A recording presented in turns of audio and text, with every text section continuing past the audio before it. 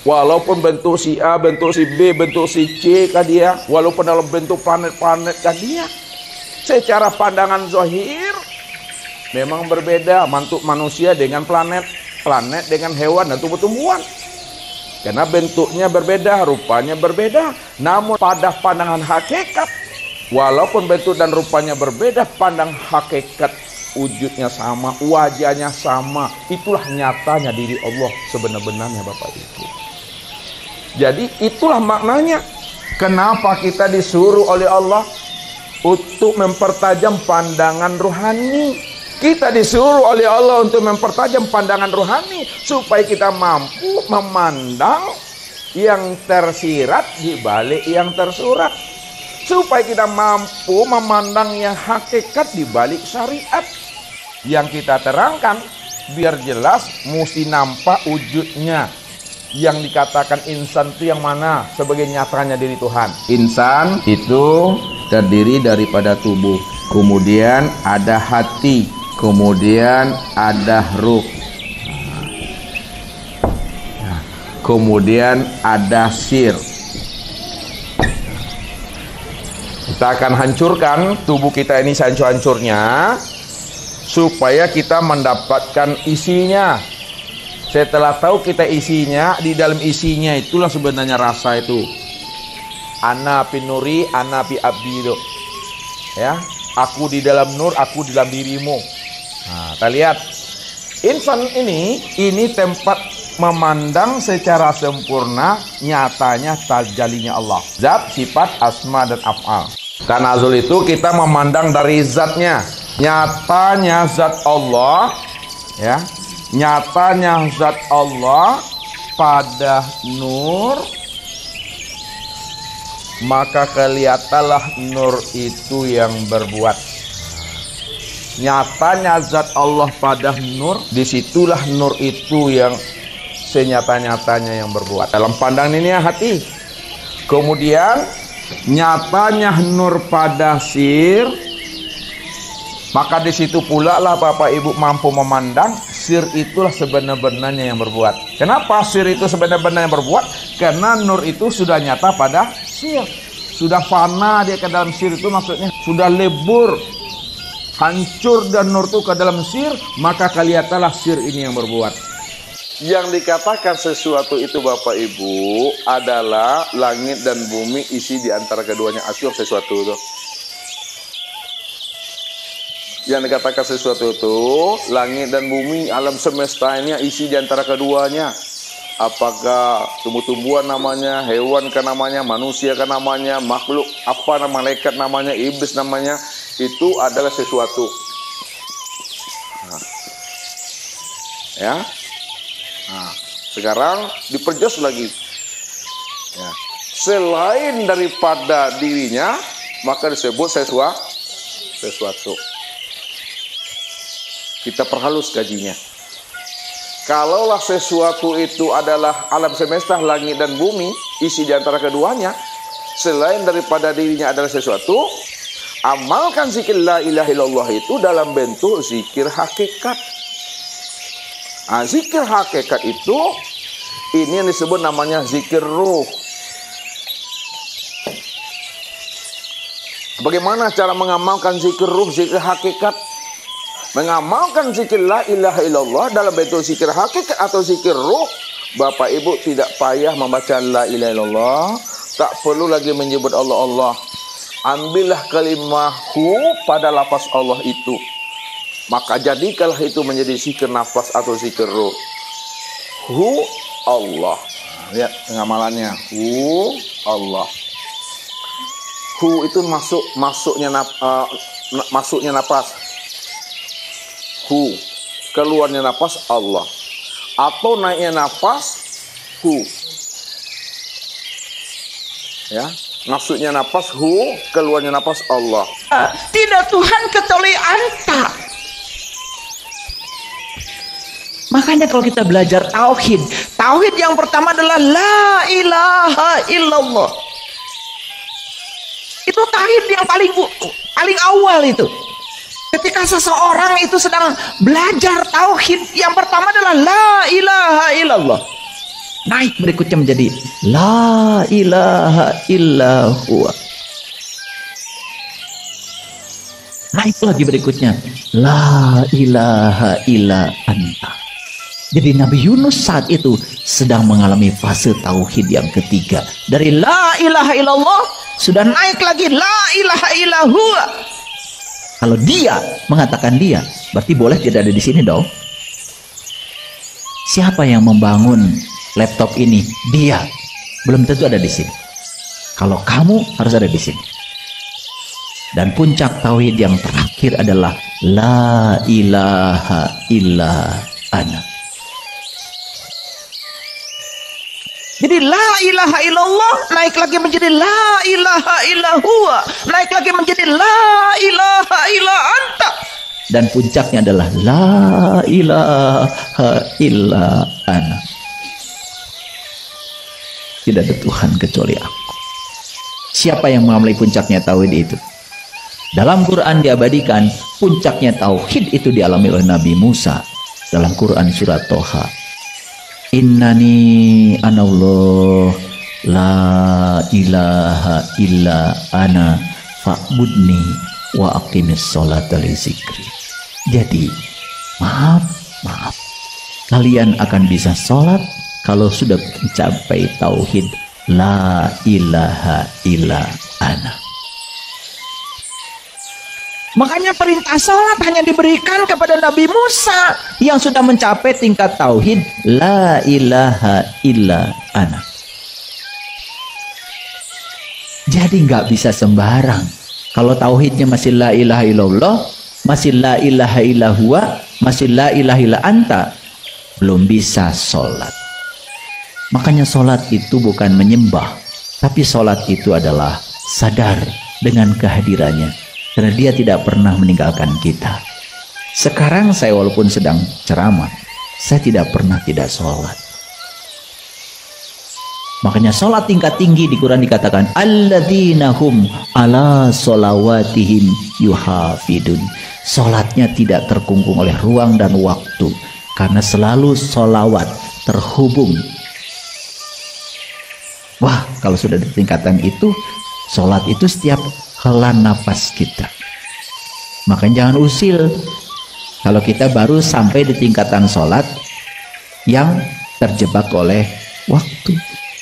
Jangan mengatakan orang lain tidak sholat. Siapa tahu sholat mereka lebih canggih lagi dari sholatmu yang sekedar ruku dan sujud secara fisik saja. Makanya saya mengajarkan pada murid-murid saya, stop usil. Jangan komentar, jangan usil, maafkan, biarkan. Urusi saja dirimu sendiri. Jangan suka ngurusi orang lain. Jadi apa itu kelahiran? Kelahiran itu saat ruh ditiupkan ke dalam tubuh. Paham? Apa itu kematian? Saat ruh keluar dari tubuh. Nah, kapan ruh ditiupkan ke dalam tubuh? Tepat saat tubuh sudah sempurna dibuat. Maka Allah bilang, faiza sawaituhu wa nafakhtu fihi mir ruhi faqa'u lahu sajidin. Ketika aku sudah selesai menciptakan tubuhmu dengan sempurna di rahim ibumu, saat itu aku tiupkan ruhku. Itulah kelahiran. Paham sampai sini? Oke.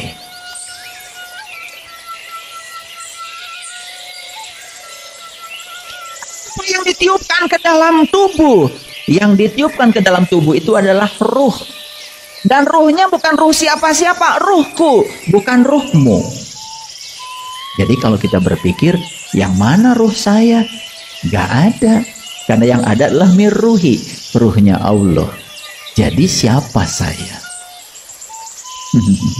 Jawab sendiri ya. Kan tidak ada ruh saya. Yang ditiupkan Allah itu adalah ruhku, kata Allah. Tidak ada ruhmu. Allah tidak pernah meniupkan ruhmu. Tidak, yang ditiupkan adalah ruhku. Nah, dalam ruh itulah ada jiwa. Jadi keseluruhannya disebut ruh. Bagian dari ruh ada namanya jiwa. Itulah dirimu, itu diri sejatimu, yang sering disebut dengan nur insan. Karena cinta kasihnya Allah, maka nur insan ini tidak dibiarkan sendiri, ditemani oleh Allah dan Rasulnya. Rasul yang mana? Rasul sejati yang punya sifat sidik, amanah, fatonah, balagoh ada dalam diri kita, ada hidup dalam diri kita itu. Sayang sekali banyak yang tidak tahu. Nah, itu cinta kasih semesta. Jiwa kita ini tidak pernah tidak didampingi sekotor apapun, didampingi oleh Allah dan Rasulnya. Di sini. Itulah pentingnya kalian mengalami syahadat sejati yang itu yang disebut dengan syahadat suci. Itu yang harus dialami. Kalau syahadat kita belum di tingkat itu, baru di dekat mulut di sini, itu masalah kita. Sehingga kita tidak pernah bisa sholat dalam tingkatan Ibrahim. Makanya maqamu Ibrahim musola. Sholatlah kamu di tingkatan Ibrahim. Karena Ibrahim sebelum sholat kan berjumpa dulu dengan jati dirinya yang sejati. Jadi ulangi, dalam ruh itu ada jiwa. Makanya di Quran dikatakan laqad kafaral ladzina qalu innallaha salisu salasa. Maka tertutuplah orang-orang yang mengatakan Allah salah satu dari yang tiga. Konsepsi tentang Allah di Quran selalu Nur Insan, Nur Muhammad, dan Nurullah. Gumulung manunggal. Itu namanya syahadat suci. Nah, jiwa inilah yang memiliki karma. Jiwa inilah yang harus diselesaikan dalam kehidupan ini. Maka jiwa ini untuk menyelesaikan karma ditiupkan kembali ke dalam tubuh. Jadi jiwa inilah yang sedang menjalani karma. Tetapi untuk menjalani karma, jiwa dibimbing oleh Allah dan Rasulnya. Itu cinta kasih semesta.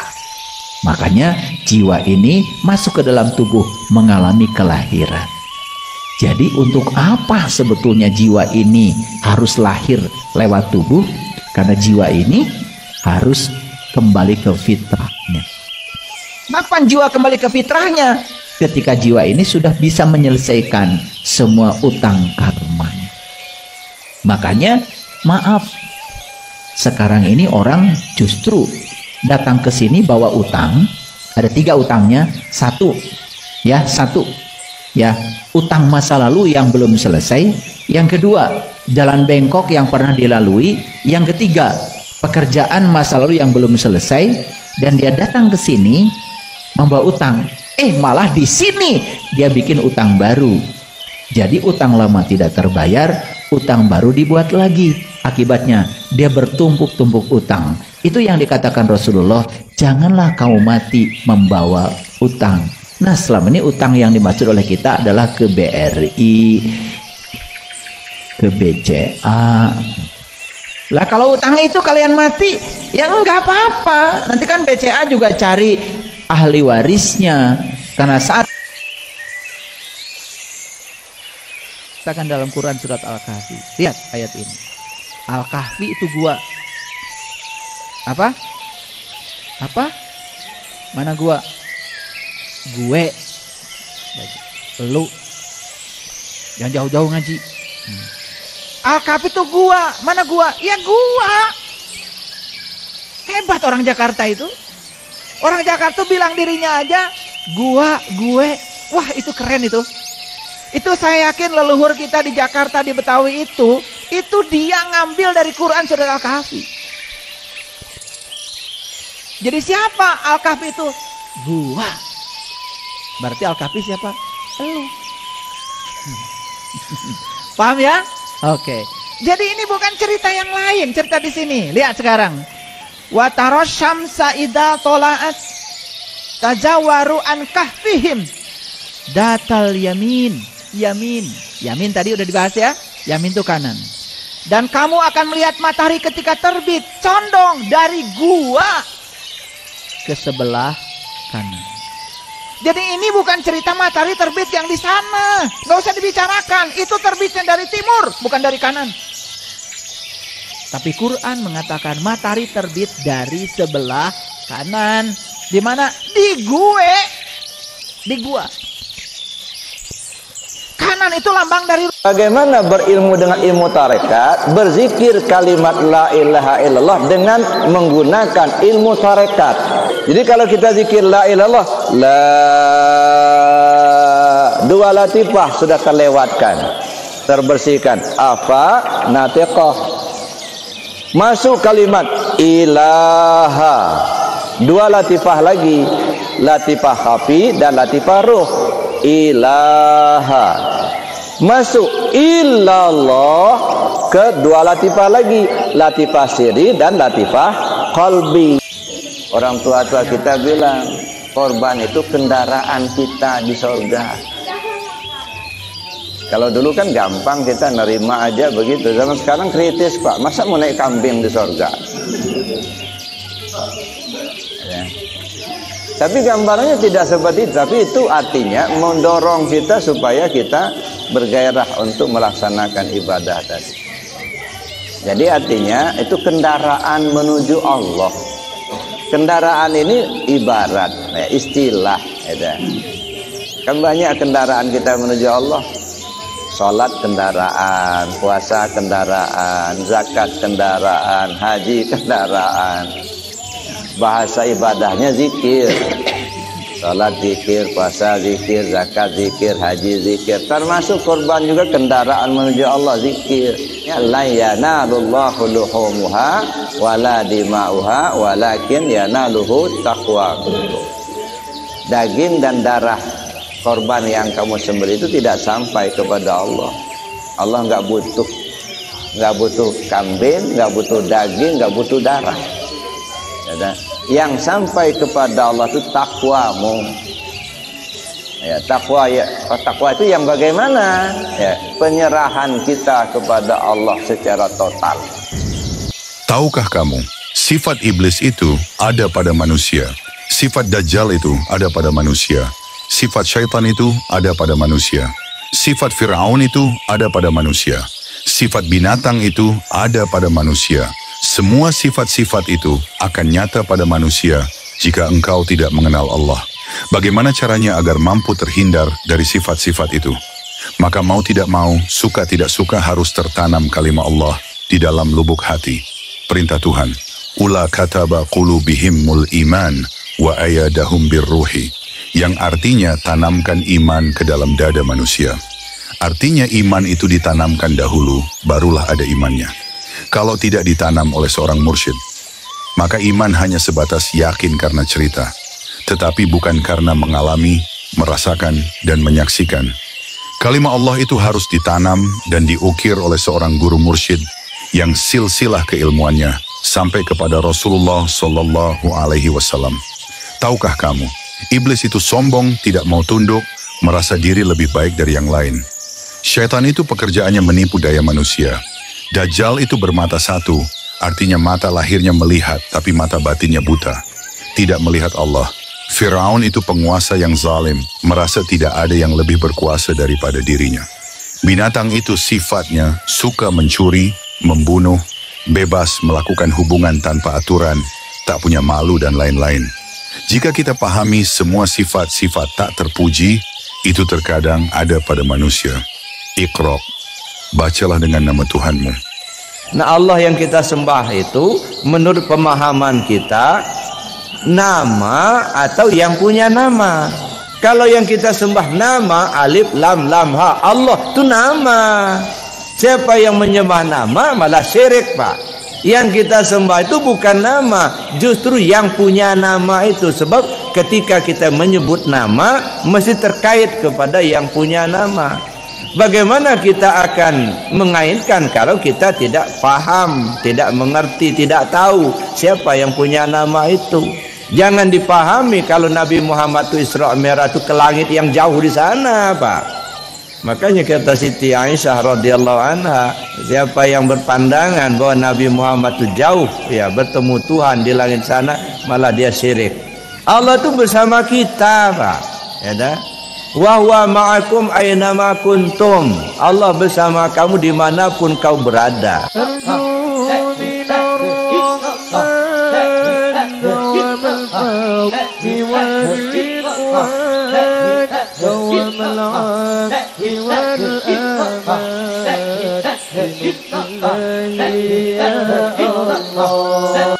Dalam Quran surat At-Taubah ayat 9, ayat 123 surat 9, Allah mengatakan, hai orang-orang yang beriman, perangilah kekafiran di sekitarmu. Dan hendaklah kekafiran itu diperangi dengan keras. Dan ketahuilah bahwasanya Allah bersama orang-orang yang bertakwa. Maaf ya, ada kekeliruan menerjemahkan ayat ini. Karena selama ini kita menganggap orang kafir itu orang lain. Yang berbeda keyakinan dengan kita, yang diperangi itu mereka. Padahal sesungguhnya kekafiran itu sifat tertutup. Tertutup pikiran kita, tertutup wawasan kita, merasa paling benar, merasa paling hebat. Itu sifat-sifat ketertutupan kita. Tertutup itu bahasa Qur'annya adalah kafir. Jadi orang kafir itu bukan orang lain. Ketika kita punya sifat tertutup, merasa paling benar, merasa paling hebat, tertutup dari pandangan orang, sulit menerima kritik, sulit menerima nasihat. Ketika kita menutup diri, sebetulnya kita masih memiliki sifat kekafiran. Itu yang harus diperangi. Dan itu kata Allah ada di sekitarmu. Makanya pantas kalau Allah mengatakan dalam Quran surat Al-Fatih, Asyhadu an la ilaha illallah, aku bersaksi tidak ada Tuhan selain Allah. Aku bersaksi. Yang bersaksi siapa? Aku. Aku itu yang mana? Nah, aku itu 3 tempat Bapak Ibu. Ya. Ada aku pada tubuh, ada aku pada ruh, ada aku pada rahasia. Ya. Kalau aku pada tubuh itu patung. Syirik, makanya syirik. Sekarang Bapak Ibu sengaja aku sholat. Nah, aku sholat itu aku yang mana? Kalau akunya di tubuh Bapak Ibu syirik, malah itu nyembah patung Bapak Ibu itu. Bukan nyembah Allah, bukan. Katanya nyembah Allah. Tapi akunya di tubuh itu patung yang disembah. Capek aja tunggang tunggi itu. Ada. Sengaja aku sholat, aku yang mana? Ada. Nah, kalau aku pada ruh itu aku pada sifat. Kalau aku pada rahasia itu aku pada zat. Jadi kalau aku bersaksi, berarti yang menyaksikan itu ruh kita itulah. Ya. Bukan tubuh. Kalau tubuh nggak pernah ketemu Allah, enggak. Wujud. Ya. Jadi sifat 20 itu yang pertama disebut sifat wujud. Wujud itu bahasa Arab. Bahasa kitanya apa? Ada. Nah, jadi adanya Allah kita perlu dalil. Apa buktinya? Dalil itu kan bukti. Ya. Dalil ini ada yang sifatnya tertulis, ada yang sifatnya tidak tertulis atau disebut kunyah dan kauniyah. Yang tertulis itu Al-Qur'an 30 juz. Itu dalil yang tertulis. Dalil yang tidak tertulis alam terkembang. Ya, bagaimana? Kenapa kok matahari terbitnya dari timur tenggelam di barat? Itu jauh. Kenapa kalau ada air, misalnya rumput-rumput tanaman menjadi subur? Itu dalil semua itu. Kenapa kok gelas ini makanan ini ada di depan saya ini? Dalil. Kenapa meja ini kok terletak di sini? Kenapa karpet ini kok terbentang bujur begini? Dalil semua. Jadi bicara dalil bukan hanya yang tertulis, tapi yang tidak tertulis. Kalau yang tertulis cuma 6.666 ayat, Pak. Kalau yang tidak tertulis berjuta-juta ayat Allah. Ini alam ini ayat semua ini. Ayat itu kan tanda. Tanda adanya Allah. Ini lihatlah alam ini. Ada matahari, bulan, bintang. Ada pergantian siang dan malam. Ada air, ada api, ada bebatu, ada laut. Masya Allah. Itu dalil semua itu. Ya, jadi makanya ada yang disebut dengan dalil nakli dan dalil akli. Nah, jadi kalau kita bicara ilmu tauhid, kita berpatokan kedua dalil itu. Dalil nakli itu dalil yang bersumber dari Al-Quran dan Sunnah. Itu dalil nakli namanya. Yang kedua dalil akli. Dalil akli berdasarkan logika. Ya. Kadang-kadang dia tidak tersebut di dalam Al-Quran, tetapi tidak bisa ditolak oleh akal. Nah, itu ya. Ya, tidak bisa ditolak oleh akal kita. Itu dalil. Jadi banyak sekali itu dalil-dalil yang tidak tertulis. Nah, ketika kita bicara dalil, mana dalilnya adanya Allah, wujudnya Allah itu? Nah, kita lihat Al-Quran. Ya, Allah menjelaskan, wallahu alladzi khalaqas samawati wal arda wa ma bainahuma. Allah lah yang menciptakan langit dan bumi dan segala isinya. Allahul ladzi khalaqas samawati wal arda wa ma bainahuma. Nah, ternyata memang bumi sudah ada, belum lahir kita, Pak. Bumi sudah ada. Belum lahir kita, angin sudah ada. Manusia belum ada di atas dunia ini. Allah sudah siapkan bumi tempat berpijak, ya, langit tempat berteduh. Belum lahir manusia ke atas dunia, air sudah diciptakan Allah. Ya, laut terbentang luas, matahari, bulan sudah terjadi. Itu semua dalil, bukti adanya Allah. Kenapa bukti adanya Allah? Ya, karena tidak mungkin ada sesuatu yang tidak ada yang menjadikan, pasti. Ya. Nah, yang menjadikan itu siapa? Air misalnya, ini air. Ya. Sampai sekarang nggak ada orang yang bikin air. Tanyalah, carilah siapa manusia yang sanggup bikin air. Nggak ada. Paling-paling teorinya, kalau kemarau itu sebarkan garam di atas, nanti dia mendung jadi air. Gitu. Tapi kita kan hanya ngerjakan aja, nyebarkan garam itu aja. Tapi yang menciptakan ada air, nggak ada. Paling-paling ngebor, tanah dibor begitu, ya keluarlah air. Yang jadikan air siapa? Nah, nggak ada manusia. Berarti manusia tidak bisa menciptakan air, siapapun orangnya. Sedangkan airnya ada. Kalau begitu siapa yang menjadikan ini? Nah, ini kembalilah kita kepada Al-Quran tadi. Allahul ladzi khalaqas samawati wal arda wa ma bainahuma. Allah menciptakan langit dan bumi dan segala isinya. Kita cuma hanya ngolah-ngolah aja, Pak. Ya. Dibor tanah, keluar air. Sudah keluar air, disulip, kemudian dimasukkan dalam kemasan, dijual, jadi duit. Hanya ngolah-ngolah itu aja, tapi nggak pernah ada menciptakan. Tapi walaupun begitu, kita bersyukur, Pak. Ya, bersyukur pada Allah.